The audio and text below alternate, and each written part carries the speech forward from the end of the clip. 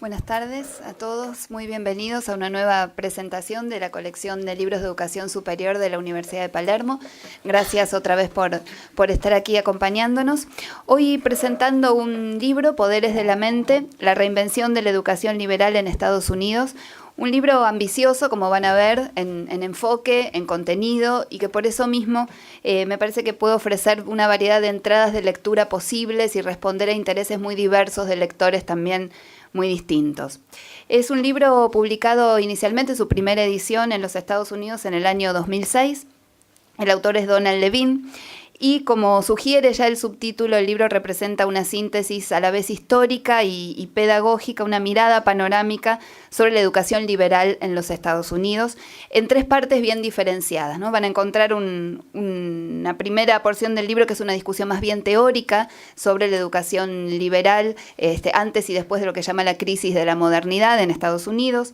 Hay una segunda discusión que tiene que ver con una tradición reconocida para la Universidad de Chicago, donde, como ahora les voy a contar, el autor realizó sigue en este momento, realizó toda su carrera. Una tradición en la cual, según él dice, se aplicó siempre en la Universidad de Chicago el pensamiento experimental en las cuestiones pedagógicas. Así que hay toda una segunda parte en la que él toma esa tradición y la relata muy minuciosamente.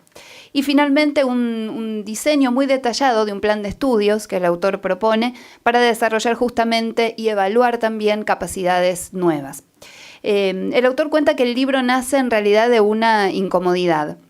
Él dice, una percepción de la decadencia de la visión del aprendizaje liberal como central para desarrollar ciudadanos en este momento en las universidades norteamericanas. Él dice que la educación liberal es justamente la que se ocupa de los bienes más importantes de las personas, que son todos aquellos medios para llevar una buena vida como seres humanos y como ciudadanos. Ante la decadencia de esta visión que él ve, cuenta en el prólogo, como van a ver, se dedica a escribir este libro. Pero al mismo tiempo nace de, como les contaba, una intención más positiva, que es dar cuenta de todo el recorrido de discusión pedagógica y de innovación pedagógica que se le reconoce a la Universidad de Chicago, a la que pertenece.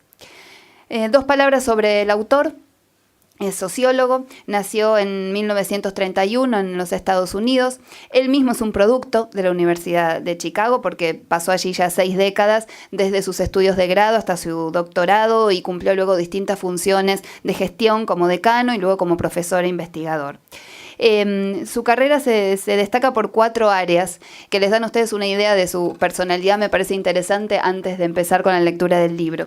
En primer lugar, la educación de grado. Como van a leer en el libro, él hizo innovaciones pedagógicas muy importantes que todavía hoy están en vigencia en la universidad. Luego, la teoría social.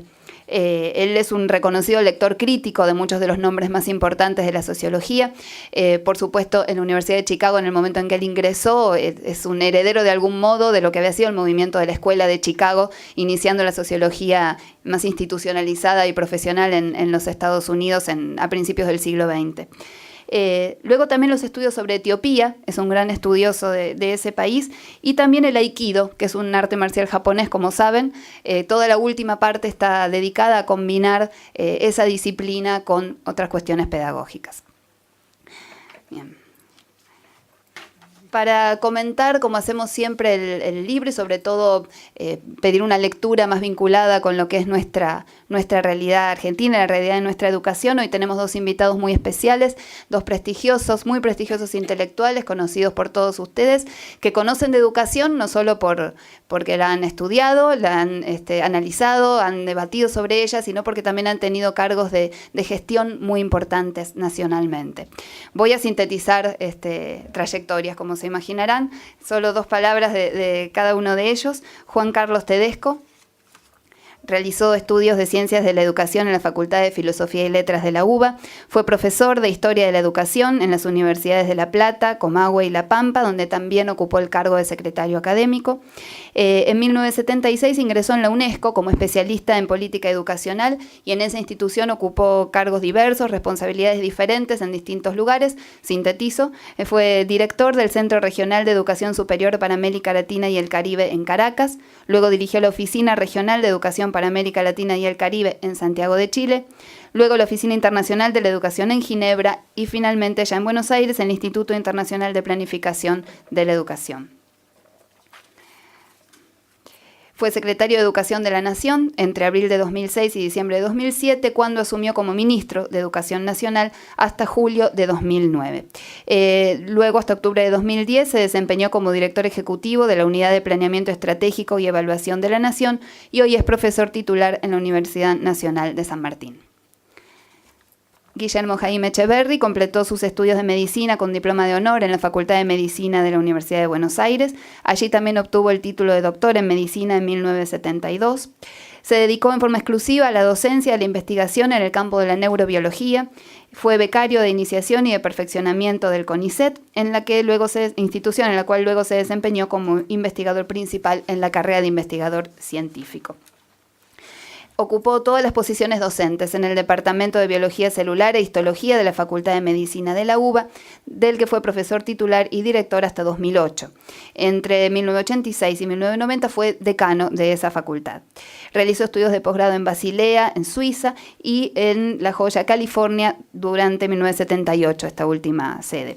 En 1999 publicó el libro La tragedia educativa, que ustedes habrán leído, recordarán, que recibió el premio al mejor libro de educación del año en las 10ª Jornadas Internacionales de Educación. En mayo de 2002 fue elegido rector de la Universidad de Buenos Aires. Y desde 2005 preside el Comité de Selección de las Becas Guggenheim y entre 2006 y 2012 presidió la Fundación Carolina de Argentina. Hice una síntesis. Bien, ahora como hacemos siempre, vamos a tener unos minutos para escuchar a Juan Carlos Tedesco y al doctor Guillermo Jaime Echeverri, luego haremos algunas preguntas en la mesa y finalmente abriremos el diálogo con ustedes. Gracias. Bueno, muy buenas tardes a todos, a todas, y gracias a la universidad por darme la oportunidad de estar hoy aquí con ustedes, compartir algunas ideas del libro y de la problemática de la educación superior en Argentina. El libro, la verdad que es un libro en algunos aspectos apasionante, porque si bien describe la evolución de la Universidad de Chicago, y tiene un muy fuerte contenido contextual, difícilmente transferible a nuestra realidad. O sea, son debates que se entienden en el contexto de la sociedad americana y de las universidades americanas, pero plantea una serie de cuestiones que son realmente muy importantes para todos. Y lo que más impresiona de esa primera parte del libro es advertir la densidad intelectual del debate educativo, especialmente de la primera mitad del siglo XX. Creo que eso, ver a Dewey debatiendo un plan de estudios, no es pavada, como dirían, ¿no? Y además ver la importancia que tenía la educación en la agenda, tanto de la política como de la vida académica de las instituciones. En ese sentido, la verdad que es muy difícil a veces, leyéndolo, evitar la sensación de decadencia, ¿no? Porque después de ver eso, incluso hasta el propio libro, cuando entra en la última parte, yo tengo mucho respeto por el autor, todo, pero la verdad que suena un poco extraño apelar al yoga y al tai chi para hacer propuestas curriculares. Después de haber leído a Dewey, haber escuchado todos los debates de la primera mitad del siglo XX, es un salto complejo. Creo que en ese sentido, saliendo un poco, ¿no?, del esquema, cuando uno ve la agenda de discusión que tiene hoy la enseñanza superior, es notable ver la ausencia de la educación y de la pedagogía en esa agenda de discusión. En temas de la enseñanza superior se discute el gobierno de las instituciones, se discute el financiamiento, se discute la organización administrativa, quizás un poco la investigación también ocupa algún lugar en la agenda, pero la enseñanza no aparece como tema de preocupación así profunda de una institución que se supone que es una institución de enseñanza. En ese sentido, entonces, me parece que el libro provoca reflexiones, provoca debates. La primera reflexión que yo quisiera hacer es que quizás es muy importante en esta lectura tener en cuenta la enorme diversificación de la enseñanza superior producida en las últimas décadas. el libro se refiere a un tipo de institución universitaria que hoy es uno dentro de un esquema muy diverso de instituciones de educación superior y de universidades.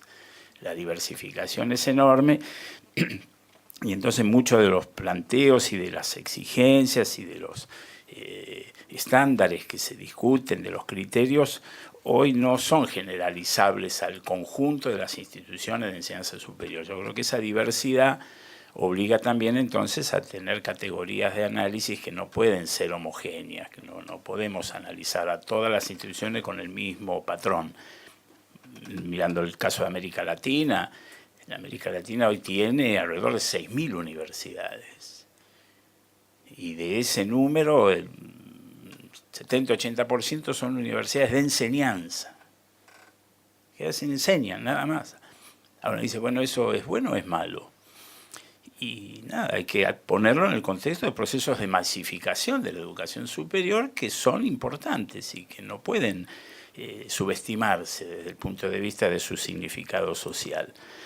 Así que creo que por eso digo, hay que ubicar el libro y su análisis y el contexto en ese ambiente, tanto desde el punto de vista americano como desde el punto de vista de lo que él considera una universidad, que hoy en día es un tipo de institución que forma parte de un universo muy, muy diverso. El tema central, yo creo, del libro es el que se refiere a la formación ciudadana. En el fondo, lo que él está discutiendo es esta idea de la educación liberal, tiene que ver con, en sentido más profundo, cómo se forma la ciudadanía, o cómo, en el caso de la Universidad de Chicago, lo que él advierte, cómo se forma la élite dirigente. Él está preocupado por esa cuestión, ¿no? E incluso yo creo que hay un planteo en el fondo un poco elitista en su postura, y su inquietud, su drama es, bueno, ¿cómo formamos a una élite dirigente responsable socialmente? En un contexto que ha cambiado, ¿no? Cuando uno ve los debates de Dewey de todo el siglo XX, se está hablando de una sociedad en la cual la ciudadanía se ejercía en el ámbito nacional. Hoy las fronteras nacionales no definen el ámbito del ejercicio de la ciudadanía, es un ámbito mucho más fuerte espacialmente y también desde el punto de vista de los problemas que genera hoy la formación de la ciudadanía y de la élite dirigente, que diría que hoy es mucho más exigente el desempeño ciudadano, tanto en términos éticos como en términos cognitivos. Y eso en la última parte del libro aparece esta idea de que estamos, y él sostiene Levin esa preocupación, ¿no? de que la sociedad, la ciudadanía está sometida a debates de temas que son de una enorme complejidad y en un contexto cultural muy superficial y muy light, muy liviano.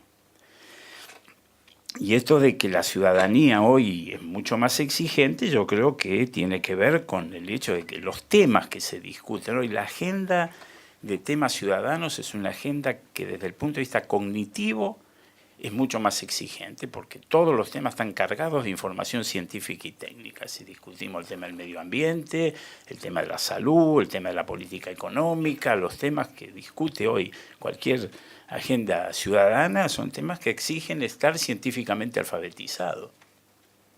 No solo por la información, los conocimientos, sino también por el tipo de razonamiento que hay que tener, y de esto plantea la idea de la enorme reflexividad que hoy exige el desempeño ciudadano. Pero desde el punto de vista ético también la exigencia es mucho mayor. Hoy ser solidario es muy exigente, porque ya no alcanza con la solidaridad orgánica de la sociedad industrial, donde todos éramos necesarios y por lo tanto había que tener niveles básicos de solidaridad que permitieran la reproducción del sistema. Hoy, para incluir a los excluidos hay que querer hacerlo. No hay ninguna necesidad natural de hacerlo. Entonces, las exigencias que plantea este desempeño ciudadano son muy fuertes. Y en términos de la élite dirigente, de los científicos, de los profesionales, etcétera, estas exigencias también son, digamos, se elevan a ese nivel. Hoy la responsabilidad que tiene el ejercicio de la investigación científica es enorme. Por eso es que entonces este análisis que hace Levin no puede ser reducido al ámbito de los cientistas sociales, ¿no? Ahí están bueno, Guillermo nos va a hablar de los médicos seguramente, ¿no? Pero los ingenieros, los biólogos, los físicos, los químicos, hoy el manejo de la información científica que ellos tienen en sus manos tiene enormes repercusiones sociales, por lo tanto la formación ética en ese nivel es fundamental. Y claro, la cuestión es cómo se forma eso. En la historia de la Universidad de Chicago había respuestas a este tema a través de ¿no? del canon liberal, de la lectura de ciertos libros clásicos, de la formación en la cultura clásica. Se entendía que esa era la vía para formar en esta, dar esta formación integral, esta formación que permitiera comprender los fenómenos sociales en su complejidad. El mismo Levin advierte que eso ya no es suficiente, que no es suficiente con que la universidad en su formación dé experiencias de aprendizaje basadas en la lectura de los clásicos. Además de la lectura, parecería que hay que tener otras experiencias de aprendizaje. Por eso que es tan central la idea de la discusión del currículum, del plan de estudios. En el debate, todo el libro es un debate sobre la estructura de un plan de estudios. Pero un plan de estudio entendido no como un conjunto de materias solamente, sino como el conjunto de experiencias de aprendizaje que un estudiante, un futuro científico, técnico, tiene que realizar a través de toda su trayectoria. En eso retoma Dewey, ¿no? Ese concepto de Dewey de currículum entendido como el conjunto de experiencias de aprendizaje que uno realiza en su trayectoria educativa. Y bueno, ahí está esta discusión. Él introduce entonces en esta última parte esta idea de combinar cuerpo, emociones y cognición, y entonces apela a Confucio y a la tradición china. Ahí suena un poco raro, francamente, esa parte del libro uno siente que... pero bueno, no sé si será esa. Lo cierto es que hay un punto importante en su análisis, que es esta idea de que si uno quiere dar esta formación integral, tiene que hacer algo más que lo cognitivo. No es solo la dimensión cognitiva la que promueve un enfoque así integral, donde la ética aparezca, la responsabilidad social, ¿no? La conciencia sobre el uso que yo hago de los conocimientos. Tiene que movilizar otras dimensiones de la persona y no solo la dimensión cognitiva. Y eso abre entonces una pista de análisis que es muy interesante y que seguramente cambia también según las carreras. No es lo mismo estar formando un ingeniero que a un físico, a un químico, a un economista. Que hoy los economistas, desde el punto de vista de responsabilidad ética, tienen mucho para responder. Entonces, de eso se trata, ¿no? De tratar de encontrar y de debatir qué tipo de experiencias de aprendizaje podemos introducir en la trayectoria educativa de un estudiante universitario, de un futuro científico, de un futuro profesional, que nos garantice esta formación integral, esta formación sistémica, donde esté lo cognitivo, lo ético, lo emocional, que además permita también incluso tener ese pensamiento sistémico, esa cosa que Edgar Morin tanto habló y sostuvo, ¿no? Como esa asociación que hay entre pensamiento sistémico y responsabilidad sistémica, ¿no? Cuando él sostiene la formación especializada hace que un individuo sea responsable solo del segmento de la realidad que él estudia y no se haga cargo de las consecuencias de ese conocimiento sobre las otras áreas, que la hemos abandonado, ¿no? También en el sentido, y mucho más en la educación superior. Creo que aquí es donde entonces tenemos un gran desafío, retomar la pedagogía universitaria, que es un desafío para la universidad, pero también para la pedagogía. También la pedagogía tiene que enfrentar este desafío renovando un poco sus enfoques, ¿no? Poniéndose a la altura de lo que es esta nueva realidad social, cognitiva, científica. Y yo creo que ahí termino un poco con esto, ¿no? Con esta idea de, bueno, entonces necesitamos, si uno traslada este análisis a nuestra realidad, en primer lugar, asumir que hoy la pedagogía universitaria tiene que enfrentar dos problemas, por lo menos dos. Uno es el déficit con el cual llegan los estudiantes a la universidad, que nos coloca ante desafíos pedagógicos enormes. Porque ante esos déficits, claro, la idea no es bajar el nivel, digo, no el de llegada, pero sí el de partida. Porque si uno no se pone en ese punto de partida, no hay ningún milagro. No sabemos. Eso es lo que explica que el 60-70% más de nuestros estudiantes fracasan en el primer año. Les permitimos que fracasen. O sea, el acceso, ¿no?, a la universidad, en buena medida, estadísticamente, en la gran mayoría de los casos, es acceso a la experiencia del fracaso. Ahora, por el otro, está el desafío de preparar, ¿no?, para esta nueva realidad, donde uno de los fenómenos más importantes es esta enorme y rápida renovación del conocimiento, con lo cual sabemos que tenemos que formar personas que van a tener que aprender durante toda la vida, que lo que aprenden en la universidad no sirve por mucho tiempo, hay que renovarse permanentemente. Pero esto no quiere decir que todo cambia, lo que cambia es la frontera del conocimiento. La pregunta es, bueno, ¿qué es lo que mejor prepara para educarse a lo largo de toda la vida? Y la verdad es que la respuesta obvia es una muy buena formación básica. La formación básica es lo fundamental. Ahora, nuestras universidades funcionan con un criterio inverso a esto. La pauta de prestigio con la que funcionan nuestras universidades, no solo en Argentina, en todas partes, que cuanto menos básico, más prestigioso. Cuanto más lejos está de lo básico, tiene más prestigio. No ponemos a los mejores en los primeros años, no dotamos a los primeros años de las mejores condiciones de aprendizaje. Ahí tenemos aulas masivas, profesores con dedicación simple, aulas que a veces ni ven al profesor ni lo escuchan, ¿no? Hay que dar un giro de 180 grados en este sentido, de darle prestigio a la enseñanza, cosa que no lo tiene, y dentro del prestigio de la enseñanza, a la formación básica. Porque creo que ahí está la clave de lo que puede ser después una formación a lo largo de toda la vida que implique realmente tener un patrón, un núcleo duro que permita esa adecuación a ritmos rápidos de aprendizaje. Y el otro gran desafío es el que tiene que ver con la responsabilidad social. Porque el gran riesgo de esta sociedad tan intensiva en información y en conocimiento es el riesgo del despotismo ilustrado. De que tengamos una élite muy preparada sobre una base de una sociedad que no sea capaz de controlar a los que manejan el conocimiento. Estamos ante lo que algunos llaman la necesidad de una democracia cognitiva.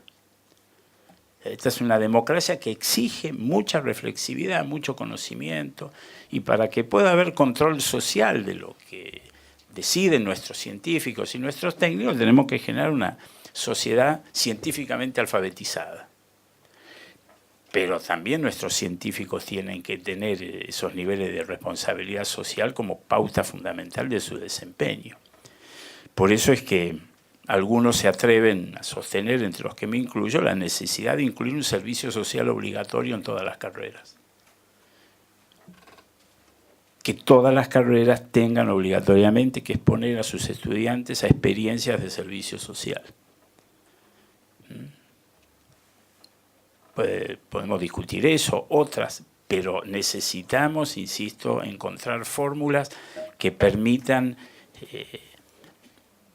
que nuestros futuros científicos y profesionales egresen con una densidad ética mucho mayor que la que tenemos actualmente. Termino con esto, y puede parecer también un poco polémico para el debate, pero si nuestro país tiene una crisis, es una crisis de clase dirigente. y las clases dirigentes han sido formadas todas en la educación superior. Salvo nuestros sindicalistas, que muchos de ellos no tienen formación universitaria, pero son una parte, y una parte mínima, pero el resto. Entonces ahí tenemos tradición en este sentido, no es que estamos en un espacio vacío, tenemos una tradición en nuestras universidades que han logrado durante mucho tiempo formar con conciencia social, con conciencia de servicio público, muy fuerte. Hay que recuperar eso y adaptarlo al nuevo contexto, porque una cosa era hacer esto hace 30, 40, 50 años atrás y otra hacerlo en el siglo XXI, que es otro contexto social y económico. Pero yo creo que en ese sentido el libro es estimulante, es un libro que hay que leerlo con estos ojos, me parece a mí, porque si uno lo lee literalmente, bueno, es un libro para los americanos, es un libro de la historia de una universidad americana, y nada, la contextualización es muy dura. Pero si uno puede hacer esa abstracción y mirarlo con esta perspectiva más amplia, me parece que nos da pistas para enriquecer la agenda de debate de nuestra educación superior, que digo, es un requisito, es una necesidad fundamental para que podamos salir de este impasse en el que estamos, donde discutimos solo algunas dimensiones que son importantes, pero no son las únicas, y creo que si no se las coloca en el ámbito más integral, que incluya esto de la enseñanza, esas otras dimensiones, el financiamiento, el gobierno, y todo empiezan a perder sentido, porque uno no sabe muy bien para qué financiar, para qué gobernar las universidades de esa manera, si no es en función de un proyecto de sociedad, de un proyecto que las trascienda. Gracias.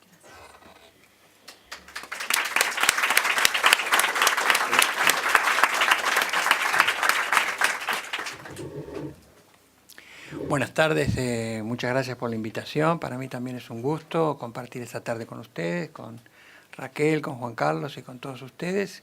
En primer lugar, quiero felicitar a la universidad por la iniciativa de difundir estos temas a través de la colección de educación superior, que son temas centrales y de los cuales, como ya se ha destacado aquí, muy poco nos ocupamos. La discusión en general pasa, como lo ha señalado muy bien Juan Carlos, pasa por otras cuestiones.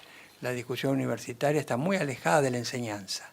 Y yo he señalado en muchas oportunidades y con poco éxito que la universidad tiene que ver con la educación, porque muchas veces eso pareciera no ser un tema relevante. La vinculación de la universidad con la educación es una tarea aún pendiente. En las mismas universidades, que valoran muchísimo la investigación, que valoran mucho la asistencia social, la extensión universitaria, pero de la educación concreta se ocupan bastante poco. Muchas veces cuando se habla de la relevancia social de las universidades, se buscan argumentos o acciones que tienen que ver con esas tareas extraeducativas. Se dice, bueno, la universidad contribuirá con la industria, contribuirá con el comercio, con el desarrollo profesional, pero a mí me parece que la universidad pierde de vista que ejerce su mayor influencia social precisamente en la mente de sus estudiantes. Ahí es donde está la influencia más perdurable e importante que puede desarrollar una universidad, en la formación de las personas que pasa por sus aulas y por sus laboratorios. Esos son los agentes del cambio social más importantes. Por eso, tal vez, más importante que contribuir a la construcción de un puente, que lo pueden hacer muy bien sus graduados, tendría que contribuir y ocuparse más de la construcción de las personas que pasan por sus aulas y por sus laboratorios. El libro, obviamente, hablar al final no es fácil, pues ya se ha dicho todo, se explicó cómo está organizado, se explicó cuál es el contexto en el que se desarrolla, en fin, ¿qué me queda por decir? Léanlo y muchas gracias. Pero creo que tiene, viste que yo dije, vos eres en serio, tiene, me parece a mí, una enorme virtud, que es la de poner en discusión ese tema central que es la formación de los jóvenes en un periodo especial de su vida, que son esos años inmediatamente posteriores a la escuela media. Y en ese sentido, el contexto de los Estados Unidos, de la educación en los Estados Unidos, es muy importante para ser tenido en cuenta, porque como ustedes saben, cuando termina la escuela media, los estudiantes atraviesan un periodo de unos 4 años, que es el periodo del college, después del cual eligen una actividad profesional. Las actividades profesionales, el derecho, la medicina, la ingeniería, son actividades de posgrado, post esos 4 años de formación inicial, esos años en los que se modela la persona y se adquieren esas herramientas intelectuales para enfrentar la realidad y para enfrentar a la realidad del mundo y de la propia persona. Y ese debate es un debate muy importante que normalmente no se da. Por supuesto que entre nosotros no se da, en los Estados Unidos no siempre se da, y por eso es el original. Esta experiencia de Chicago no es la única, Columbia también tiene una estructura muy parecida de esos estudios generales durante los 2 primeros años. A propósito, hay un libro muy lindo que no sé si se ha traducido, que se llama Great Books, que hace referencia al programa ese de los grandes libros. Saben ustedes que hay college americanos en los que los estudiantes lo único que hacen es leer libros de pensamiento y leer libros que tienen que ver con la ciencia, y bueno, y salen y trabajan, porque han adquirido las herramientas intelectuales que le permiten enfrentar la realidad. Ese libro es muy interesante porque está escrito por un crítico cinematográfico, que trabaja ahora como crítico cinematográfico, que a los 20 años de haber pasado por las aulas de Columbia, vuelve a hacer ese curso inicial de Columbia, de 1 año, y cuenta la experiencia. Es interesantísimo el cambio en los compañeros en lo que se debate, cuando en realidad lo que se lee es prácticamente lo mismo. Leen a Platón, a San Agustín, en fin, leen esas cosas. Esas cosas que nosotros desconocemos, que en nuestra formación nadie se ha preocupado por darnos. Y me parece que es cierto que en la época actual es importante adquirir las nuevas capacidades y adquirir todo esto que nos han convencido que hay que adquirir, pero muchas veces nos olvidamos de que tenemos la obligación de poner en posesión de los jóvenes una herencia riquísima, que nos muestra cómo el ser humano a lo largo de la historia ha enfrentado problemas muy diversos y que les da las herramientas para saber cómo encarar ese tipo de problemas. Y eso no es una tarea que se hace en abstracto, se hace aprendiéndolo concretamente, leyéndolo concretamente. Y me parece que eso es un tema sobre el cual deberíamos meditar un poco más. El robo que estamos haciendo a nuestros jóvenes de esas posibilidades de acceder a visiones del mundo alternativas a la banal, superficial y grosera que hoy les estamos dando. Y creo que es importante que tengan esas herramientas, que sepan que hay otras maneras de ver la realidad, que hay otras herramientas para ver la realidad. Y una de esas herramientas, si la digo así al pasar, es el tiempo. Hoy vivimos en un tiempo acelerado, veloz, rápido, constantemente vinculados con el resto del mundo. Pareciera ser que si por un instante dejamos de ver nuestro correo electrónico, la portada de los diarios, estamos perdiendo porciones importantísimas de la historia universal o de nuestro papel en esa historia. Y me parece que esa visión del tiempo, ese volver a pensar que el ser humano tiene otro tiempo, además de este rápido y veloz en el que vivimos, es un tipo de desarrollo que se adquiere precisamente en la lectura, en la reflexión, en el cultivo de la imaginación. Y creo que esas dimensiones son bastante bien desarrolladas en este tipo de estructura curricular que lleva a que los alumnos vuelvan a revisitar ese tiempo, se apoderen de esa rica tradición que tienen.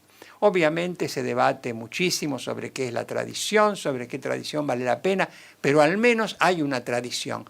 Las nuevas generaciones no nacen, el mundo no nace con cada una de las nuevas generaciones, el mundo viene de antes y sigue después. Y si se pierde esa visión histórica, se pierde el sentido de la propia vida, porque si uno no comprende que viene de un pasado rico en problemas y en realizaciones, tampoco entiende que hoy está siendo pasado de un futuro que vendrá. Eso es lo que le da la trascendencia a la vida. Por eso es tan importante comunicar esa dimensión del pasado. Esa experiencia es una experiencia que hoy le negamos a nuestros estudiantes universitarios, que son educados en el mejor de los casos como buenos profesionales, pero poco educados en cuanto a su formación personal. Recuerdo, a título de anécdota, tendría muchas, pero no voy a contar porcas. A título de anécdota me acuerdo que en aquella época, cuando estaba en la universidad, los periodistas me preguntaban ¿y cuál sería su mayor deseo acerca de los estudiantes universitarios, los quienes se gradúan de la universidad? Entonces yo les siempre respondía lo mismo, que hayan leído un libro durante su paso por la universidad. Entonces, por supuesto, me decían, bueno, ¿cómo? No me refiero a los libros de su especialidad, que tampoco los leen porque estudian por apuntes. Me refiero a un libro, a algo que no tenga en absoluto nada que ver con lo que están haciendo, algo que les abra un panorama vital distinto al que tiene. Y la lectura lo que hace es eso, abrir visiones distintas, realidades distintas, nos permite ser muchos siendo uno. Y creo que ese es un tema importante, central, esa idea de la formación de la persona que de alguna manera buscan estos proyectos, es central y no debemos abandonarla. Abandonarla si alguna vez lo hubiéramos tenido, pero en fin, no deberíamos deberíamos hacer un esfuerzo por crearla, por ocuparnos de esa cuestión que hoy no nos preocupa. Como dijo muy bien Juan Carlos, la discusión universitaria es una discusión del presupuesto, esencialmente del presupuesto, de los problemas políticos, de las influencias personales, del reparto de dinero y de cargos, pero muy poco la cuestión. Yo algunas veces me he encontrado, en mi experiencia de los 4 años como rector de la universidad, yo creo que no podría recordar una discusión sobre algún tema trascendente educativo. No lo tengo. Siempre era, y no es así, siempre era discusión sobre el presupuesto, cómo se repartían el dinero, quién tenía qué. Falta la visión, que está muy bien planteada en el libro, la visión de que pertenecen a una empresa de formación común, de que aunque tienen distintos criterios, vienen de distintas disciplinas, pero tienen un objetivo común. Esa comunidad de objetivos no existe. En mi experiencia personal, cada uno trata de no interferir en lo del otro con la idea de que no me interfieran a mí. Yo muchas veces me he encontrado diciendo, pero nosotros somos responsables del conjunto, el filósofo es responsable de la formación de los médicos, el médico es responsable de la formación de los ingenieros, todos tenemos algo para aportar a esa visión. Eso es una tarea imposible porque viene del fondo de la historia de cómo se han constituido nuestras universidades, lo han destacado desde los años 20, 30, y mirando para atrás, mucha gente con mucha más formación lo ha planteado. De modo que creo que esa es la virtud principal que tiene la lectura de este libro, que debiera ser importante para los que tienen responsabilidades universitarias. Ver con la seriedad, como lo señalaron muy bien, ver con la seriedad con que se discuten estos problemas. Acá a nadie se le ocurre pensar en esas cosas y me parece en ese sentido trascendente. De modo que creo que es un aporte muy importante. No es un libro sencillo de leer, pero